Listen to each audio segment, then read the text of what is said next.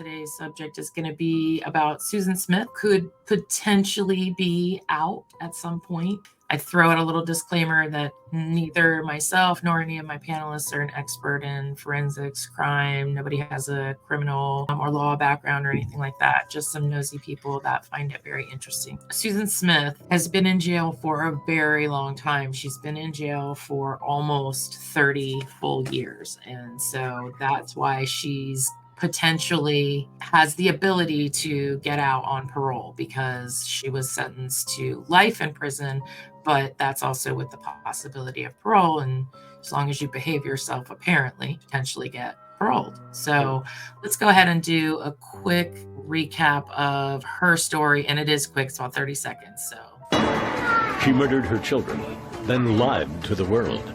I can't sleep, I can't eat, I can't do anything but think about them.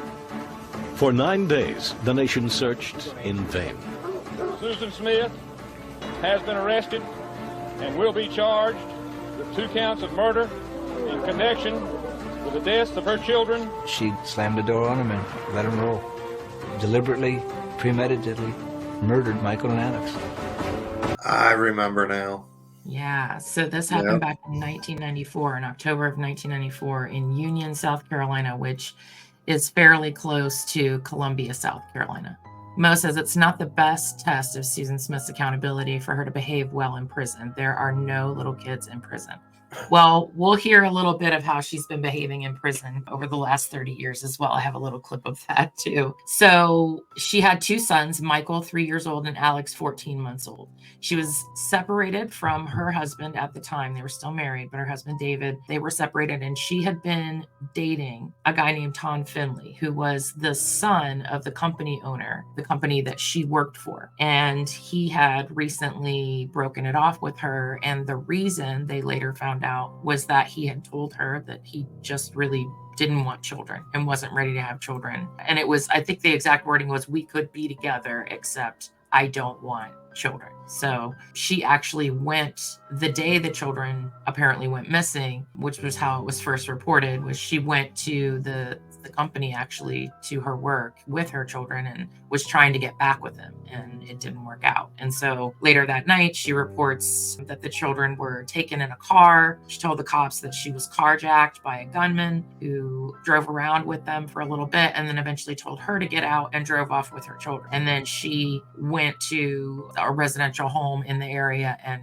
called 911. So she went on television 3 times. And basically, we later find out that she lied to her entire family. Let me pull up a picture here. There she is in the 90s. You see the 90s hair. And that's her husband, who at the time she was going through all this and reported the children missing and was giving the false description of the guy that took them and all this stuff. He sort of got closer with her and was supporting her and believed her throughout the whole thing, which was really sad, because she lied to everyone.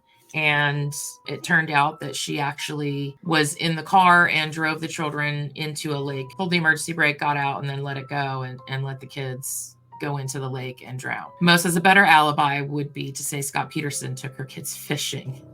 Yeah, no, right. Oh, yeah, we'll get to Scott Peterson and his fishing expeditions.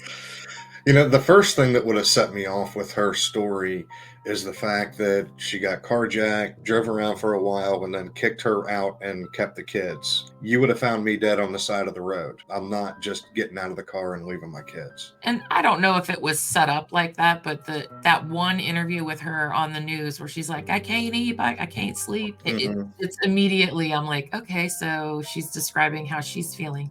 Interesting. Right. It's about me. Yeah, and here's a picture of her 2 boys right around the age, 3 years and 14 months. And so 9 days law enforcement searched for these kids. And she was interviewed and interviewed and interviewed over and over again. When she was first interviewed and said that she was carjacked, this was the description that ended up being given. And of course, after it all came to light that this was all bullshit, you know, there was this all happened around the time of the O.J. Simpson trial as well. If you remember, this is 94. Yeah, when she's going to trial, that's around that time as well. And so there was a really big upset in the Black community because she basically sent the cops on a manhunt for Right. a very vaguely descript black male. Mo says there were warning signs. She had already murdered that poor kid's hair.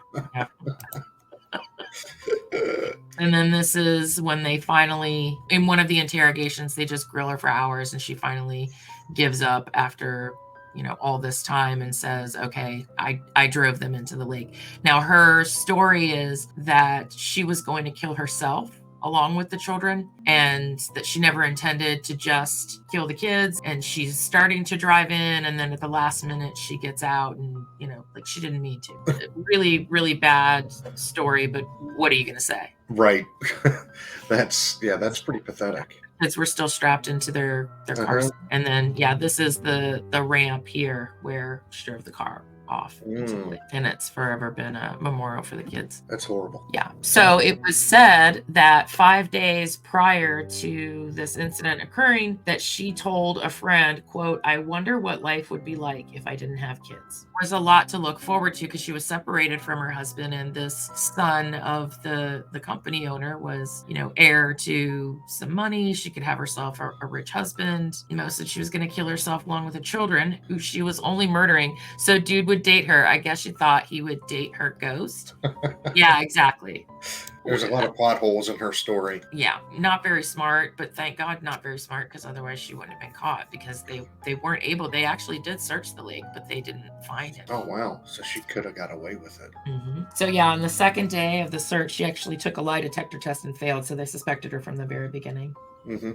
She changed her story many times before she finally confessed. And the car was actually 122 feet from shore, upside down, under 18 feet of water. It would have been found eventually. Somebody fishing something. Yeah. I remember that. They got South Carolina wrong. They got SK instead of SC. Maybe it was her maiden name. Her name was Susan Smith. I don't know what her maiden name was. Maybe it's serial killer. There you go. So they sought the death penalty at trial. She was indicted in December of 1994, and then the trial started in 95. And one of her big, obviously there's no bitches be crazy confirmed. Hey, Pale Rider. What's up, Pale Rider? Food stuff here. There's no defense. She's, you know, admitting that she did it, but then, you know, they're trying to avoid the death penalty. So she's trying to use things of, you know, past abuse, stuff from her childhood, yada, yada, yada, to try to save herself. And it actually worked. She got life in prison. But from what I heard in the documentary that I watched, that they did not tell the jurors at the time, at least later interviewed, said that they didn't know that she would be eligible for parole in 30 years. And she was pretty young when this happened. Yeah, she didn't look very old. She didn't look very old at all. What, mid-20s maybe? You can tell. The 90s, look at those big glasses. You know. Oh, yeah. The hair. She's probably got a banana clip in her hair. Yeah. Yeah. And here's what she looks like today. I mean, she doesn't even look that old today. And she looks a little gray. Right. Looks middle-aged. Yeah, so I also found this news clip that I found pretty funny. And it was basically regarding her upcoming parole. This was actually, this was done, I think, in November of last year. So I think they'll refer to, she's up for parole next year, but it's kind of funny. Yeah. Writer, I would have thought she would have gotten the stabby stab treatment in prison. She did get into a fight in prison. There was something that made headlines where they've actually got like her face kind of beat up on a tabloid. Nice. So I don't know if it was real, but I did see it when I was going through stuff researching. Okay, let's check out this clip. This morning, we're shining a spotlight on the case of Susan Smith. She was convicted back in 1995 for the murders of her 2 young boys. And next year, the murder mom is up for parole, but her family is not offering much support, saying they're not interested in helping her. And her ex-husband, David, says he plans to file an affidavit urging the parole board to keep her locked up. Wow, she's not getting support from her family. The ones that used to love her, well, she's got lots of folks that love her right now. She's been corresponding with about a half a dozen suitors. One man calling Smith, "Dearest Pookie," sent this letter in August. "Been thinking of you and miss you so much. Hoping I can do something for you soon. Anyways, feels like it's been so long since we talked." Later concluding, "Love you so much, it hurts. Your Pookie." Another man allegedly offered Smith a place to live if she is indeed granted parole. If you look at her behavior in prison, the highlight or the low light was, having sex with the guard. She's had some drug infractions and different things. So I think the notoriety of her case, coupled with the heinous nature, she probably doesn't make it next time, which will be a year from now. She'll be eligible in 2024. But stranger things have happened. I mean, watching court, what you think a jury will do, what you think the parole board will do, you're never quite sure. Ooh, so she's got a little bit of dirty behavior. Dear Pookie. Yeah, so she's been a little bit naughty. Her older picture looks better than her younger one. It does, doesn't it? I don't know. She almost looks older in the other one. Right, exactly.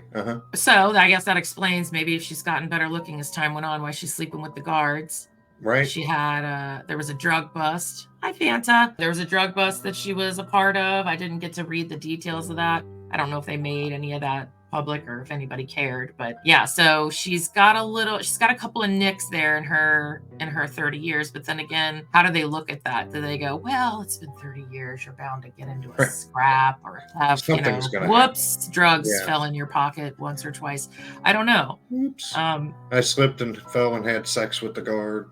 Yeah, that one's a little bit amazing. And then she's texting because they have social media. They're allowed to get on social media. So she's been texting or communicating in some way with several men. It's been reported. Several men at once. I have no inside track to that. It's just what I saw on the internet. But riveting nonetheless. So we'll see how that goes. She's actually got her parole hearing November 4th. 2024. So do you remember hearing about that on the news? I do. Once I saw the old car going into the lake, I'm like, I remember this bitch.